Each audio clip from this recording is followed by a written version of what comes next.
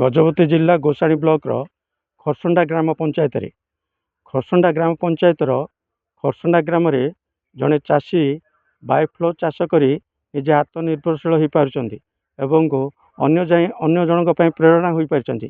ବାୟୋଫ୍ଲୋ ଚାଷ କରି ସେ ବର୍ଷକୁ ଲକ୍ଷ ଟଙ୍କାରୁ ଉର୍ଦ୍ଧ୍ୱ ରୋଜଗାର କରିପାରୁଛନ୍ତି।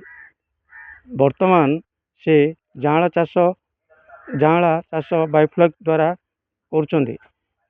ମତ୍ସ୍ୟ ବିଭାଗ ପକ୍ଷରୁ ସହାୟତାରେ ସେ ଏହିଭଳି ମାଛ ଚାଷ କରି ଆତ୍ମନିର୍ଭରଶୀଳ ହୋଇପାରିଛନ୍ତି ଏବଂ ସମାଜର ମୁଖ୍ୟ ସ୍ରୋତରେ ଆସିପାରିଛନ୍ତି ଓ ଅନ୍ୟମାନଙ୍କ ପାଇଁ ପ୍ରେରଣା ପାଲଟିଛନ୍ତି। ଆମେ ତାଙ୍କ ସହିତ ସାକ୍ଷାତ କରିବା। ଭାଇ, ତମ ନାଁ କ'ଣ? আমার না গেদিলা জয় কিশোর। আমার ଗାଁ କରସଣ୍ଡା।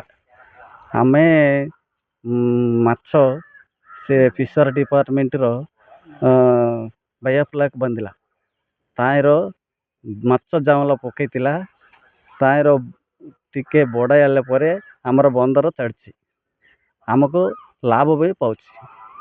ଯାହା କହୁଥିଲେ ମାଛ ଚାଷ କରି ଲାଭବାନ ହୋଇପାରୁଛନ୍ତି ଏବଂ ମତ୍ସ୍ୟ ଚାଷ ବିଭାଗ ପକ୍ଷରୁ ତାଙ୍କୁ ସହଯୋଗ କରାଯାଇଛି।